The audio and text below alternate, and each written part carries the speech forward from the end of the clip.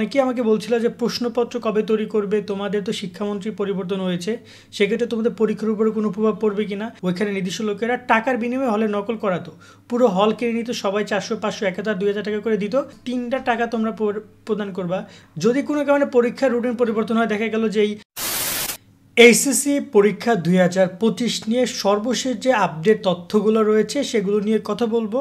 গত এক সপ্তাহে তোমাদের ফর্ম ফিল আপ নিয়ে বেশ কিছু ঘটনা ঘটে যাচ্ছে, সেগুলো নিয়েও জানাবো। তাই ভিডিওটা শেষ পর্যন্ত দেখো। তোমার যদি খুব বেশি দরকার না হয় তাহলে স্কিপ করতে পারো, কারণ খুব বেশি জরুরি আপডেট এই ভিডিওতে নেই। এটা রেগুলার আপডেট ভিডিও, যাতে করে তোমাদের গত সপ্তাহে যা যা হয়েছে সেগুলো নিয়ে কথা বলবো। তো যারা এখন আমাদের চ্যানেল সাবস্ক্রাইব করে রাখো নিয়মিত সব আপডেটগুলো সবসময় পাওয়ার জন্য, এবং পড়াশোনায় মনোযোগী হও। ঈদ, দেন কোরবানি, দেন তোমাদের পরীক্ষা। সো তোমাদের সকলের জন্য দোয়া শুভকামনা রইল। তো তোমাদের রমজান কেমন যাচ্ছে তাও অবশ্য কমেন্টে জানিও, আর লাইক দিতে ভুলো না। এবার আসি তোমাদের পরীক্ষা নিয়ে কথাবার্তা বলতে। দেখো, বর্তমানে শিক্ষা মন্ত্রণালয় অনেকেই আমাকে বলছিল যে প্রশ্নপত্র কবে তৈরি করবে, তোমাদের তো শিক্ষামন্ত্রী পরিবর্তন হয়েছে, সেক্ষেত্রে তোমাদের পরীক্ষার উপরে কোনো প্রভাব পড়বে কিনা। এই টপিকটা নিয়ে অনেক ব্যাপারে কথা বলছিলাম। গত একটা ভিডিওতে আমরা এসএসসি এবং এইচএসসি নিয়ে কথা বলেছি। তবে তোমাদেরকে জানিয়ে রাখতে চাই, তোমাদের পরীক্ষার উপরে একটা প্রভাব পড়তে পারে, কারণ তোমাদের ছোটো ভাই যারা এসএসসি পরীক্ষা দিবে ওদের কিন্তু প্রশ্নপত্র তৈরি বলতে পারো যে হয়ে গেছে। তারপরে শিক্ষা উপদেষ্টা পরিবর্তন হয়েছে। এখন নতুন যে শিক্ষা উপদেষ্টা তিনি এসেছেন একটা কারণে, এক হচ্ছে যে বর্তমানে যে শিক্ষা উপদেষ্টা গত ছিলেন মানে ওহিদুদ্দিন মাহমুদ স্যার, তিনি দুইটা মন্ত্রণালয়ের চাপ একসাথে নিতে পারছিলেন না জন্য এইচএসসি 2025 ব্যাচের শিক্ষার্থীরা বাংলা ইংরেজি আইসিটি নিয়ে তোমরা জানি অনেকেই দুশ্চিন্তা করছো। চলে এসেছে নাইট পাবলিকেশনের তোমার এই 3টা বই, বাংলা A+, ইংরেজিতে A+, আইসিটি ম্যাজিক। 3টা বই দারুণ। বাংলা A+, বাংলার প্রথম দ্বিতীয় পত্রের জন্য বেস্ট তোমার সলিউশন হতে পারে, এবং কিউআর কোড স্ক্যান করলে ভিডিও ক্লাসগুলো ইউটিউবে দেখতে পারবা।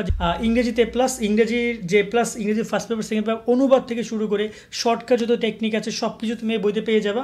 তার সাথে রয়েছে আইসিটি ম্যাজিক, এমসিকিউ, বিগত সালের প্রশ্ন, সিকিউগুলো টপিক ভিত্তিক অনেক সুন্দর করে লেখা আছে। সো তোমরা এই 3টা বই কিনতে পারবে night24.com থেকে।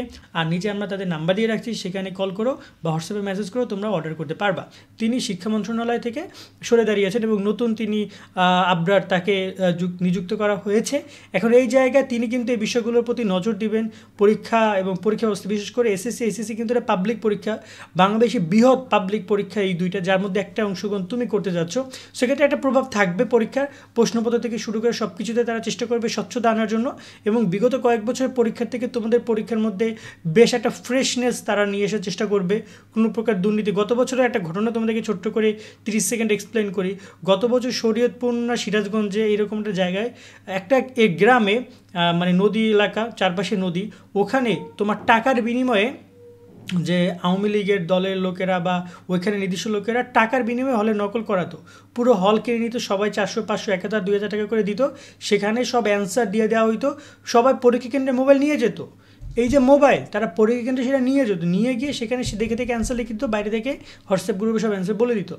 এখন এটা কিন্তু এইচএসসি পরীক্ষা, তোমাদেরই বড় ভাইদের পরীক্ষার সময় এমনটা হয়েছে। সো এরকম একটা ব্যাপার।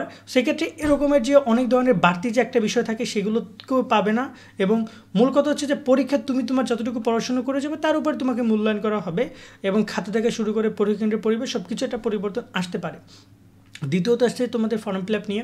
দেখো, ফর্ম ফিল আপের নোটিশে প্রতি বছর যেভাবে বলে দেয় যে যদি কেউ অতিরিক্ত টাকা নেয় বোর্ডে যোগাযোগ করতে, এবছর তো এরকম কোনো কিছু বলেনি, কিন্তু আমরা ইতিমধ্যে অনেক জায়গা থেকে শুনেছি অনেক অতিরিক্ত টাকা তোমাদের কাছ থেকে নেওয়া হচ্ছে।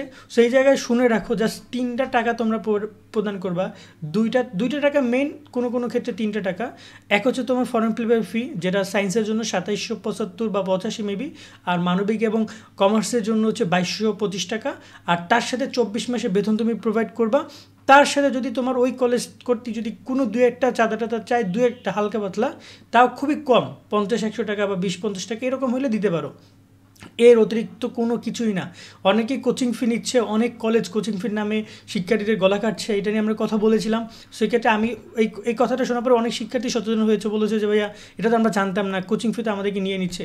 তুমি যদি কোচিং কলেজে করো তাহলে কোচিং ফি দাও, যদি কোচিং না করো তাহলে কোচিং ফি কেন নেবে? সো কোচিং ফি নেওয়ার কোনো বৈধতা নেই, এবং কলেজে কোচিং কোনো নিয়মও নেই, এটা নিয়মও নেই, নিয়মও কোথায় নেই। যাক, আশা করে পুরো বিষয়টা তোমাদেরকে বুঝতে পেরেছি। এবার আসি তোমাদের পরীক্ষার প্রস্তুতি নিয়ে। অনেকে বলছিল যে ভাই রুটিন অনেক আগে প্রকাশ করে ফেলেছে, রুটিনে কোনো প্রবলেম হবে কিনা। অফকোর্স প্রবলেম হইতেই পারে, বাট এটা আগে বলা যাবে না। বাট রুটিন পরিবর্তন হলে তোমার সমস্যা কী? তোমার পরীক্ষা 26 জুনে শুরু হচ্ছে, যদি কোনো কারণে পরীক্ষার রুটিন পরিবর্তন হয়, দেখা গেল যে এই ছোটো ভাইদের এসএসসি পরীক্ষা, ওদের বাংলা দ্বিতীয়পত্র পরীক্ষা চেঞ্জ করছে পাহাড়ি ছাত্র সংগঠনের আন্দোলনের কারণে, 20 তারিখে পরীক্ষা চেঞ্জ করতেছে তোমার হচ্ছে যে গণিত পরীক্ষা, সেটা হচ্ছে যে খ্রিস্টান ধর্মাবলম্বীদের কারণে। তোমাদের পরীক্ষা নিয়ে ওই সময় আবার কোন ইস্যু আসে তা তো বলা যায় না, বাট তোমাদের প্রস্তুতির জায়গা থেকে কমতি যেন না থাকে সেই বিষয়টার প্রতি নজর রাখবা। আর সর্বশেষ তোমাদেরকে বলে রাখবো, তোমরা প্রিপারেশন সুন্দরভাবে নিতে থাকো, তোমাদের প্রস্তুতির জায়গা থেকে যেন কোনো কমতি না থাকে। পরীক্ষার রুটিন পরিবর্তন বা এই জিনিসগুলো ইটস কমন, এগুলো এই মুহূর্তে ঘটবে, স্বাভাবিক। দু একটা বিষয় অস্বাভাবিক হারে হতেই পারে, রাজনৈতিক পরিস্থিতি, সামনে নির্বাচন রয়েছে, ওই সময় আবার বন্যা হবে, অনেক কিছু হইতে পারে। তো এই হচ্ছে বিষয়গুলো। আরেকটা কথা তোমাদেরকে আমি একটু বলে রাখতে চাই, তোমাদের পরীক্ষা নিয়ে আরও সামনে কিছু গুরুত্বপূর্ণ আপডেট আসতে যাচ্ছে, যেগুলো ধরনের তোমাদের আসন বিন্যাস নিয়ে অনেকে প্রশ্ন করছিল, সিট প্ল্যান কীভাবে হবে, এগুলো নিয়ে আসলে হয় কি, এবছর কেন্দ্র থেকে যখন মিটিং করা হবে পরীক্ষা কেন্দ্র এবং শিক্ষা বোর্ডের মধ্যে, তখন এই বিষয়গুলো আমরা তোমাদেরকে জানাতে পারবো। তার আগে তো আমরা একটা হ্যান কিছুটা বললে দিলে তো হবে না, তাই না? যেটা হবে সেটা বলবো। তো এই জন্য একটু অপেক্ষা করো, আমাদের সাথে যুক্ত থাকো। আজকের মতো এখানে বিদায় নিচ্ছি, সকলে অনেক ভালো থাকবে, আল্লাহ হাফেজ।